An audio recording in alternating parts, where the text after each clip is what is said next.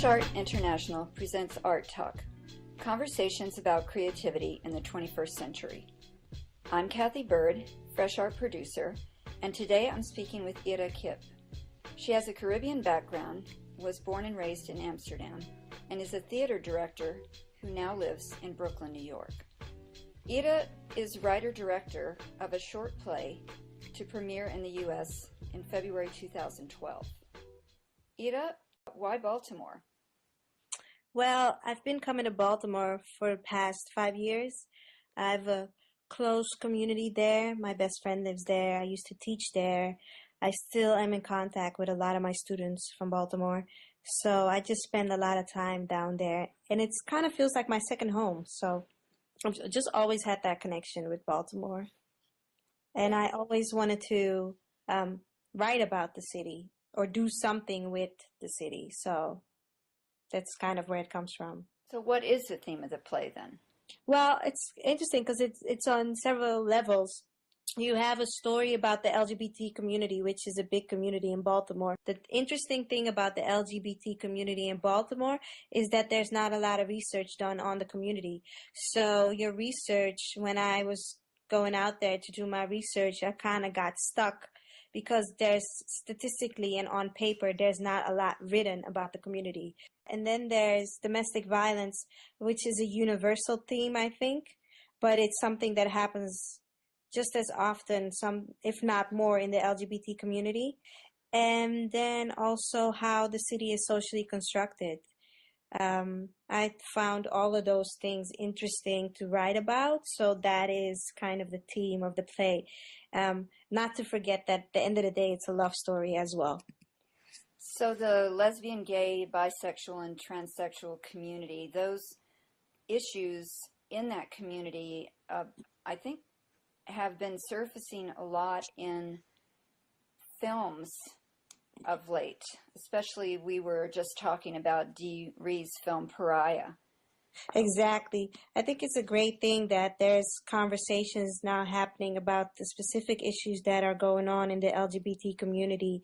And I think it is interesting that Pariah came out and that my play is simultaneously happening because you see that there's a small movement going on. You see it in film, you see it in the theater, you see it happen in the arts, and I'm very excited about the fact that there's a conversation happening right now. How did you discover that domestic violence was an issue in the gay community that needed attention? Well, in 2006, when I went to the new school, I had a girl in my class from Baltimore. And at this time, I was just started going to Baltimore, so the city was still very new to me. But she told me about this story, this girl that walked into the emergency room for help after she was beaten by her girlfriend, and that they turned her away because they couldn't tell if she was the aggressor or the victim. For me, that issue of domestic violence surfaced kind of later. I was just really intrigued by that story, and not even intrigued that it happened in Baltimore or that it was in the LGBT community or whatever. I was just taken by the fact that somebody walks into a facility that is specifically structured to help people, but then you walk in and you don't receive any help. And that was that thing that struck me the most about that story, is that here's somebody that walks into the emergency room of all places and then gets turned away because they can't tell if she's the aggressor or the victim. When that shouldn't make any difference. Helping somebody is just something that you do. It's not something that you question. It's not something you expect something back from. It's just something you do. So that's when I was told this story. That's what struck me about this story. You did present this play in 2009 in Amsterdam. So what was different about it there? How was it received, and who was your audience there? Who came to see this play about Baltimore? Well, it was received very well. I kind of wanted to tease the audience with what do you do when you are in that position where you don't know who's the aggressor or the victim? Who do you choose, or what are the choices you make? What language did you present the play in there? The play was in Dutch, and I had some parts in Papiamento, which is a mixture of Portuguese, Spanish, and English, which is what we speak in Aruba, which is where my mother is from. And I wanted to add something personal to the story. It was beautiful. How did you adapt the play for its U.S. run? I think I wrote a new play Uh-huh. with the same ideas and the same feelings and the same theme that I had, and still wanting to tell a story about domestic violence and helping and the LGBT community. But the script that I had in the Netherlands is not even comparable to the pages that I have right now. Because I think I really started from scratch. I went to Baltimore in the summer and I stayed there for 3 months, and I was just writing there based off of my experience of being in Baltimore and then being around the people, being around the community, and doing my research.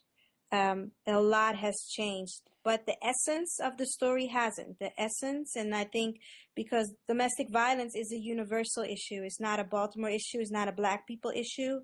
It happens everywhere. And what you were mentioning, they were very influenced by Greek tragedies and also by Shakespeare. So how did those influences play in your rewrite? I always wanted to write a play that had the structure of a Greek tragedy because I'm really intrigued by those elements. And then Shakespeare, the reason why a lot of my text is in rhyme, because I just love the Shakespeare form of, the writing and how it's in rhyme. Tell us about the characters. There are the two lead women in the play, Ebony and Lene. That's the play is about them and their relationship and the complexities of them dealing with domestic violence. So then there's the nurse who Lene encounters when she walks into the hospital. And then there's a narrator, and that also comes straight out of my Greek tragedy obsession of how a Greek tragedy is constructed. I'm using that narrator kind of as the chorus in the play. I understand that you are premiering this play on Valentine's Day in Baltimore. Yeah, well, the reason why I wanted it to premiere on Valentine's Day is Valentine's Day is also V-Day, which stands for Women Against Violence. It's also the day of love, and because of the play also being a love story, I thought it would be a great day to premiere the play. But we are actually using that day not to premiere the play, but to have a benefit.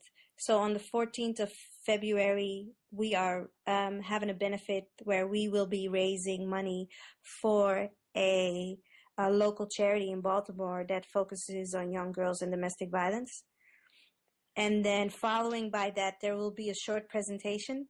And then we are scheduled to premiere the play that Friday, which is Friday the 17th. Where will the play be presented in Baltimore?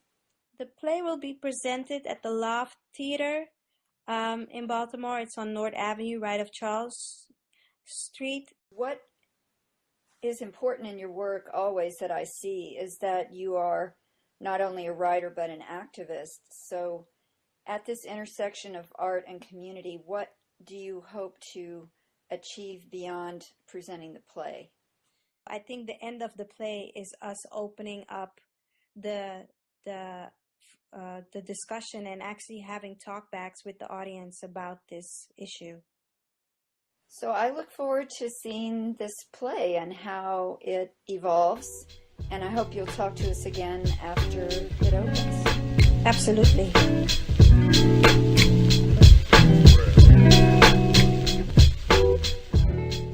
I'm Kathy Bird, and you've been listening to Art Talk with Ira Kip. Find out more about Ira and hear other podcasts in this series at freshartinternational.com.